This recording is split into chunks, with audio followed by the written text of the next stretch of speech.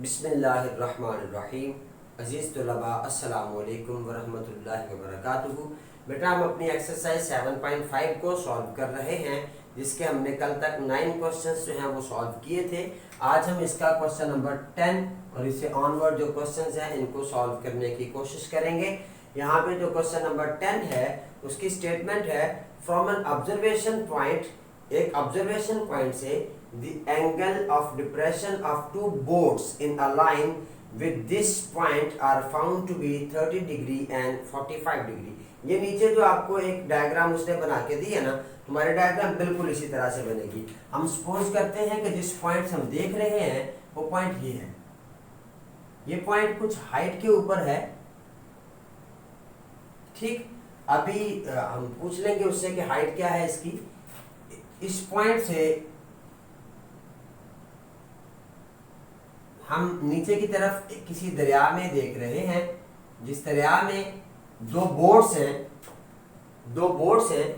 बेटा ये आप समझ लें कि पानी की सरफेस है। इस सरफेस के ऊपर एक बोट यहाँ पे है और दूसरी बोट सपोज कर लें कि यहाँ पे है। एक बोट इस पॉइंट के ऊपर, ए के ऊपर, दूसरी बोट इस पॉइंट बी के ऊपर, और ये पॉइंट डी था जहां से हम इसको देख रहे हैं, ठीक। यहां से जो एंगल ऑफ डिप्रेशन का मतलब होता है कि आप ऊपर से नीचे की तरफ देख रहे हैं, ऊपर से नीचे की तरफ देख रहे हैं। जब आपने इस बोट की तरफ देखा तो जो एंगल बन रहा था ये 30 डिग्री था, ठीक है जी। जब आपने पहली बोट की तरफ, जो पॉइंट ए पे बोट है, जब आपने इस बोट की तरफ देखा तो जो एंगल बन रहा था ये 30 डिग्री था।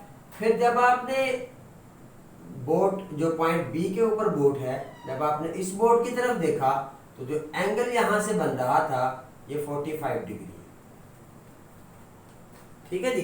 अब अगर इस पॉइंट को आप सी कह लें तो ये हमारे पास एक रेक्टेंगुलर शेप होगी। ये अगर इस लाइन को आगे तक एक्सटेंड करके आप इसको इस लाइन को नीचे ड्रॉ करने, परपेंडिकुलर यहाँ से ड्रॉ करने, तो ये एक रेक्टेंगल हो जाती है। याद रखिएगा किसी भी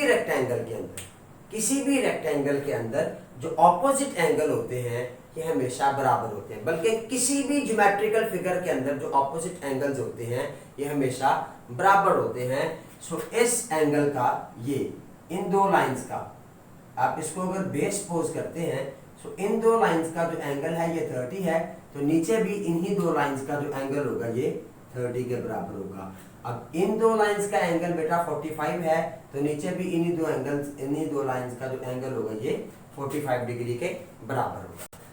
ये चीज इन डायग्राम्स के अंदर समझना जरूरी था, ठीक। In align with the point are found to be 30 degree and 45 degree, find the distance between these two boats. इन दो कश्तियों के दरमियान में जो डिस्टेंस है वो फाइंड कर ले। सपोज किया हमने उस डिस्टेंस को x कह लिया, ठीक।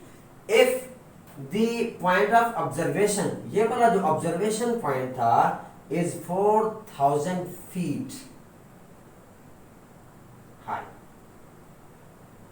अगर ये जो पॉइंट है ये पानी की सरफेस से 4000 फीट की बुलंदी पे हो, तो आप ये वाला जो डिस्टेंस है इन दो कश्तियों के दरमियान में, इस डिस्टेंस को फाइंड कर दें। बेटा अगर आप गौर से देखें तो यहाँ पे हमारे पास दो ट्राइंगल्स बनती हैं। एक ट्राइंगल है ACD राइट ट्राइंगल्स, और दूसरी राइट ट्राइंगल हमारे पास बनती है BC और D। इन दो राइट ट्राइंगल्स को हम सॉल्व करेंगे। सॉल्व करने के बाद हम इस x की जो वैल्यू है वो यहाँ से फाइंड कर लेंगे। क्लियर? सो ये जो x है ना, x, अगर आप इसको, मैं आपको बताना चाहूँ तो ये जो x है ये AC, ये एक लाइन, इसमें से अगर आप ये BC को माइनस कर दें तो ये x की वैल्यू जो है वो यहां से निकल आती है। सो इन राइट ट्राइंगल ACD, बेटा थीटा है हमारे पास 30 डिग्री, परपेंडिकुलर है दी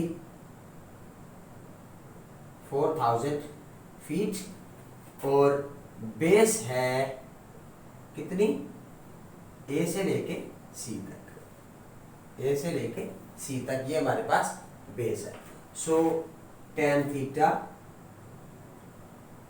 ये रेशो, इसकी दो साइड्स बेस और परपेंडिकुलर के दरम्यान में जो रेशो है उसको tan थीटा कहते हैं। So tan theta is equal to perpendicular over base.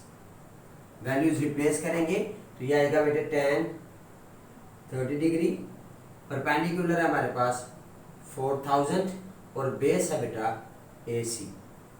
ये tan 30 की वैल्यू हमने फाइंड की तो ये बराबर आती है 0.5773, ये 4000 ओवर AC, AC को इधर ले आए। So AC is equal to 4000 over 0.5773। 4000 को आप इसके साथ डिवाइड कर लें तो ये बनता है जी हमारे पास 6928.2 फीट। ठीक, ये AC ये A से लेकर C तक का जो डिस्टेंस है ये 6928.2 फीट आ गया। बिल्कुल इसी तरह से जो दूसरी ट्राइंगल है हमारे पास इन राइट ट्राइंगल, कौन सी, ये तो BCD ट्राइंगल है। इस BCD ट्राइंगल में BCD ट्राइंगल, इसमें थीटा है हमारे पास बेटे 45 डिग्रीज और परपेंडिकुलर बिल्कुल वही 4000 और जो बेस है वो है यहाँ पे B से लेके C तक, ये BC लाइन आ गई। ठीक, अब फार्मूला अप्लाई करते हैं जी। ये रेशो बनेगी tan theta is equal to perpendicular over base. तो tan थीटा वैल्यूज रिप्लेस करें तो ये आ जाएगा बेटा tan 45 डिग्री, परपेंडिकुलर है बेटा 4000 ओवर BC है बेस।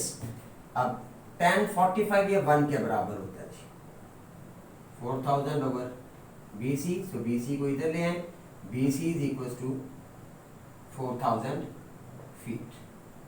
ठीक, हमें डिस्टेंस फाइंड करना है बिटवीन दीज टू बोट्स। इन दो कश्तियों के दरमियान में जो डिस्टेंस है ये डिस्टेंस हमें यहाँ पे फाइंड करना है। सो x इज इक्वल टू, या आप यूं लिख लें distance between these two boats is x, ये बराबर है बेटा AC माइनस BC के। AC है हमारे पास 6928.2 फीट माइनस ये है बेटा 4000 फीट, इसको माइनस कर दे तो ये 2928.2 फीट, ये हमारा आंसर आ जाता है। ठीक है जी, बिल्कुल इसी तरीके से इसके जो आगे वाले क्वेश्चन नंबर 11 और क्वेश्चन नंबर 12 है उनको भी आप सॉल्व करेंगे।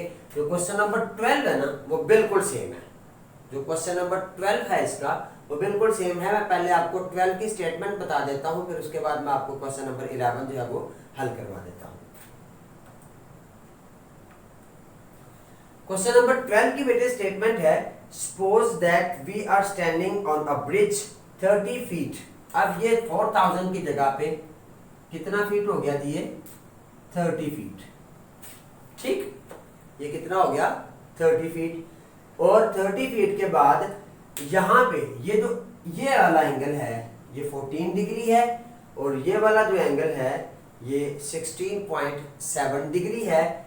आप बिल्कुल इसी तरीके के साथ tan के जो फार्मूलाज हैं उनको अप्लाई करेंगे और अप्लाई करने के बाद उसमें वो नीचे यही कहता है कि जी इतने हिस्से पे एक लकड़ी का एक फ्लॉक जो है वो बैर है। ठीक है जी, लॉग पीस ऑफ वुड, लकड़ी का एक टुकड़ा है जो यहाँ पे इस दरिया के अंदर फ्लोट कर रहा है। सो इसकी जो लेंथ है, इस लकड़ी के टुकड़े की जो लेंथ है वो आपने यहाँ पे फाइंड करनी है। So how long is the log, log की जो लेंथ है वो आपने फाइंड करनी है। सो यही डिस्टेंस हमने फाइंड करना है। बिल्कुल सेम क्वेश्चन है, बिल्कुल कोई फर्क नहीं है, सिर्फ यहाँ पे वैल्यूज जो है वो चेंज हो गई हैं। ये जो हाइट हमारे पास यहाँ पे 4000 थी वो 30 हो गई, एंगल यहाँ पे 30 और 45 थे उसमें ये 14 और ये 16.7 हो गए। आप बिल्कुल सेम तरीके के साथ उस क्वेश्चन को सॉल्व कीजिएगा। क्वेश्चन नंबर 12 जो है वो आपने खुद सॉल्व करना है। क्लियर? इसका जो क्वेश्चन नंबर 11 है बेटा उसकी जो डायग्राम है वो बिल्कुल यही सेम डायग्राम, बिल्कुल सेम डायग्राम, ऊपर वाला एंगल 30 डिग्री का, नीचे वाला एंगल 45 डिग्री का। आप इसके डायग्राम अलग से बनाएंगे पेज के ऊपर। अब कहते थे टू शिप्स, एक शिप यहाँ पे है, दूसरी शिप यहाँ पे है। Two ships which are in a line with the base of a vertical cliff. Vertical cliff मतलब एक पहाड़ी है, एक बिल्कुल अमूदन एक पहाड़ी है, उस पहाड़ी की जो बेस है उसके बिल्कुल सामने at the surface of water दो शिप्स हैं। और अगर आप इन शिप्स को ऊपर से देखते हैं, क्लिफ के ऊपर से अगर आप इन शिप्स को देखते हैं तो एंगल जो है ये बिलतरतीब 30 डिग्री एंड 45 डिग्री रेस्पेक्टिवली इनके बनते हैं। और इन दोनों बोट्स के दरमियान में जो डिस्टेंस है वो 120 मीटर है। इन दोनों शिप्स के दरमियान में जो डिस्टेंस है ये कितना है, 120 मीटर। अब यहाँ पे हमने फाइंड करनी है दो चीजें। नंबर 1 ये BC, इसको आप x का नाम दे दें, ठीक। एंड नंबर 2 ये CD, ये वाला CD, इसको आप h का नाम दे दें। Height, h mean height and x mean the distance from the base of the cliff to the boat at point B, ठीक है जी। इसको आप x कह लें और इसको आप h कह लें। अब इस क्वेश्चन को हम सॉल्व करेंगे बेटा। इन राइट ट्राइंगल ACD, दो राइट ट्राइंगल है, एक ACD और दूसरी BCD। एक ट्राइंगल और भी है हमारे पास ABD, लेकिन ये राइट ट्राइंगल नहीं है, लिहाजा हम इसको सॉल्व नहीं करेंगे। सो ACD ट्राइंगल में बेटा थीटा है हमारे पास 30 डिग्री का, बिल्कुल उसी तरह से परपेंडिकुलर है हमारे पास H, और जो बेस है इसकी वैल्यू है बेटा AB प्लस BC, मतलब ये A से लेके C तक का डिस्टेंस, इसमें ये 120 प्लस x आ जाता है। सो 120 प्लस x ये हमारे पास यहाँ पे बेस हो गई। So tan theta is equal to perpendicular over base, sorry यहाँ पे थीटा आएगा। वैल्यूज रिप्लेस करेंगे तो ये आ जाएगा बेटे tan 30 degree is equal to perpendicular की जगह पे h और बेस की जगह पे 120 प्लस x, और ये जो है ये बराबर आएगा 0.5773 is equal to h over 120 plus x। इस वैल्यूज को उठा के इधर लाके आप मल्टीप्लाई कर दें, ये 120 को इसके साथ मल्टीप्लाई करेंगे तो ये बनेगा बेटे 69.28 plus 0.5773x and this is equal to h। इसको आप इक्वेशन नंबर 1 करें, ठीक। बिल्कुल इसी तरह से जब हमने इसका सेकंड वाला हिस्सा जो है उसको सॉल्व किया, जो सेकंड हमारे पास राइट ट्राइंगल है BCD, इस राइट ट्राइंगल को जब हमने सॉल्व किया, in right triangle BCD theta है हमारे पास 45 डिग्रीज, परपेंडिकुलर हमारे पास h और बेस है हमारे पास x। इन वैल्यूज का आप यहाँ पे लिख लें। So tan theta is equal to perpendicular over base, values replace करेंगे। tan 45 डिग्रीज, परपेंडिकुलर है बेटा h और बेस है हमारे पास यहाँ पे x, ये B से लेके C तक ये x है, ठीक। सो tan 45 1 के बराबर होता है, so 1 is equal to h over x, ये x इधर आएगा, so x is equal to h। ये आपके पास इक्वेशन नंबर 2 हो गई, और इसको पुट कर दे इक्वेशन नंबर 1 में।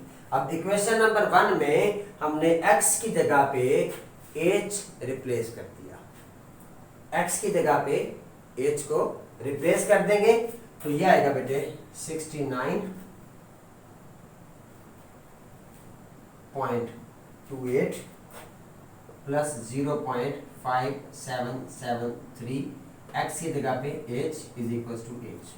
ये इधर वैल्यू प्लस हो रही है, h वाली वैल्यूज एक साइड पे करेंगे तो ये आ जाएगा 69.28 is equal to h minus 0.5773 h। यहाँ से आप h को कॉमन निकाल लें तो आएगा 1 माइनस 0.5773, 69.28। सो 69.28 ये इक्वल आएगा बेटे 0.4227 इंटू एच।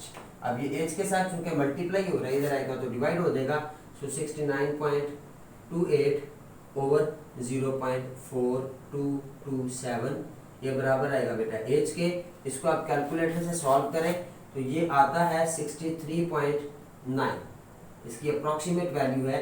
तो इसको आप लिख लें h is equal to 164 metres. अब जितना इक्वेशन नंबर 2 में बता रही है जितनी वैल्यू h की होगी उतनी वैल्यू x की होगी। सो इसका जो पार्ट ए होगा उसका आंसर भी है 164 मीटर्स और जो पार्ट बी होगा उसका आंसर भी 164 मीटर्स। क्लियर? सो आज हमारी ये जो एक्सरसाइज है 7.5 ये एक्सरसाइज जो है ये कंप्लीट हो गई है जी। इसके इन तीनों क्वेश्चंस को आप लोग सॉल्व करें। अगर कहीं पे किसी चीज़ की समझ नहीं आती तो आप लोग मुझे कॉल या मैसेज करके पूछ सकते हैं। अपना बहुत ज़्यादा ख्याल रखिएगा। अल्लाह हाफ़िज़।